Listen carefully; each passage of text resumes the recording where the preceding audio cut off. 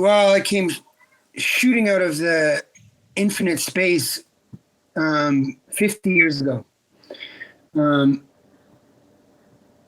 Whatever happened, whether I chose to be here or this is just, divine, circumstantial, exponential potential, I'm not sure, but it is what it is. And here I am. And so, I went through trials and tribulations in life. Just, I wouldn't say like everyone. I mean, mine's definitely was specific, but I came into the world and I feel like, at a young age, I can remember having a really good connection with sort of spirituality. And what do I mean by that? Just there was things in my dreams and in my life that I felt, more beyond sort of this earth, like what was being told and taught to me in the classrooms, even by my immediate family at that point in time, friends and family, there was something like I knew I'd come from somewhere other than just popping into this reality. So, that led into giving me a good foundation, to keep me tethered through the chaos that I sort of engaged in. I had to, struggle through like, low self-esteem at times and, alcohol was a big thing, at a very early age in my life. And I leaned on alcohol for everything. Social anxiety, relationships, having fun, doing this, doing that, sunsets, sunrises, that led into, experimenting with drugs.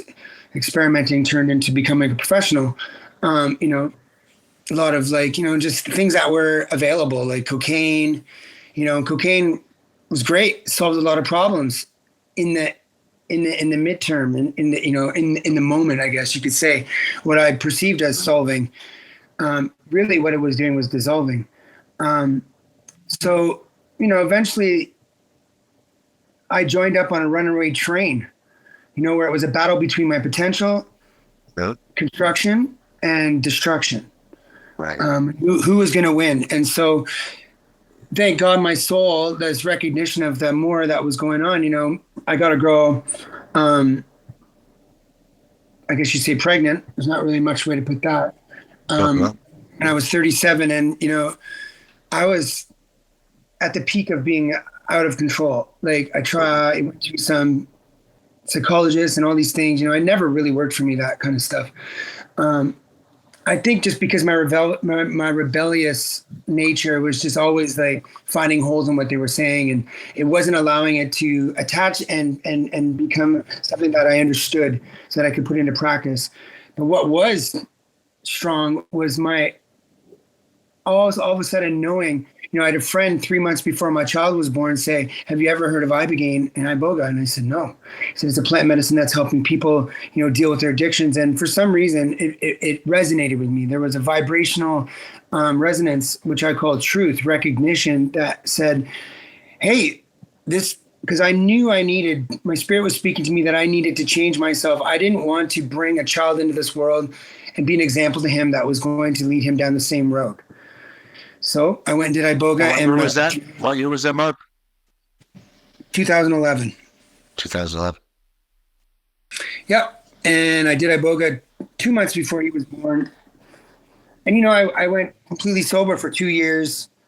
I fell off the train a bit. I had a bit of a wipeout. This is doing iboga now. Right after I did it, I went back 6 months later. I went back another 6 months. I started training.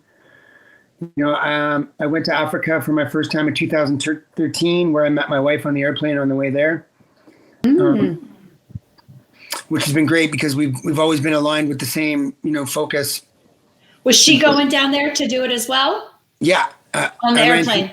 Yeah. She was with some other people I knew because this was our particular trip. So when I got on the plane, I was like, yes, she's going. Okay, good. And she sat beside me on the bus ride out to the village, and put an iboga love spell on her in one of her first ceremonies.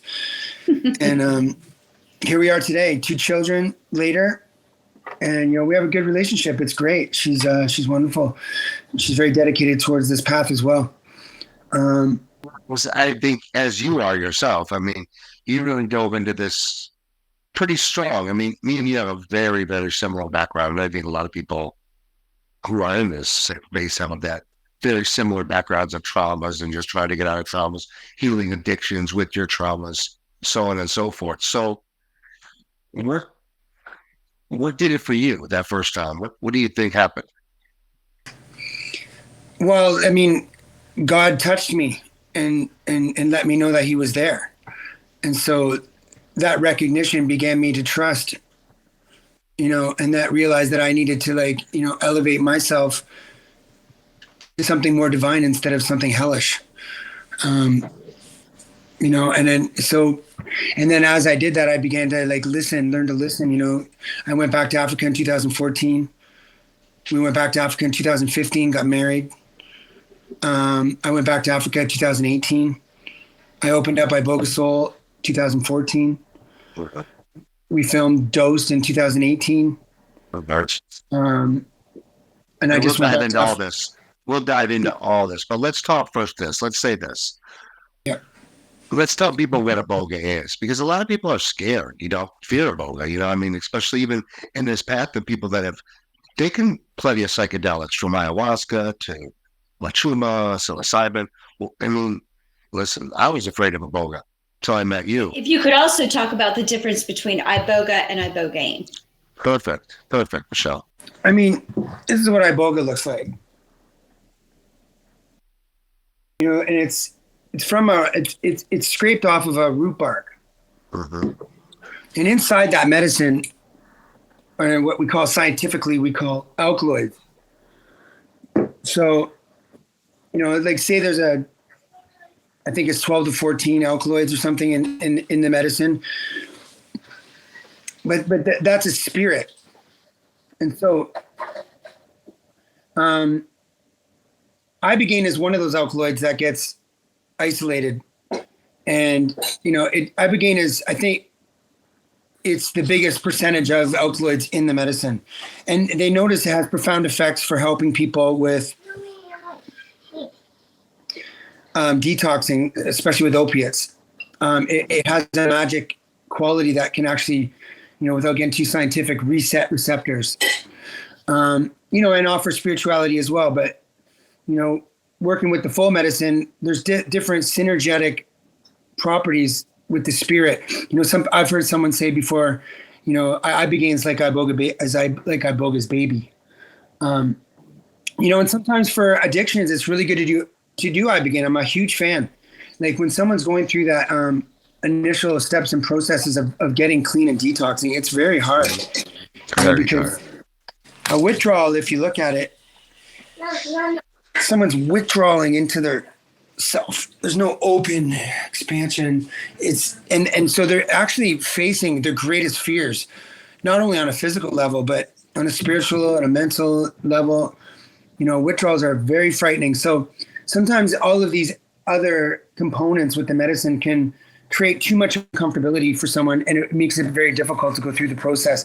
And sometimes they're just really not ready to face themselves, and spirituality isn't even something that's on the roadmap yet for them. So let's just deal with that physical substance abuse issue first. So Ibogaine, and also using it in a medical setting, which is a necessity when you're dealing with addictions. These drugs get in and tear people apart.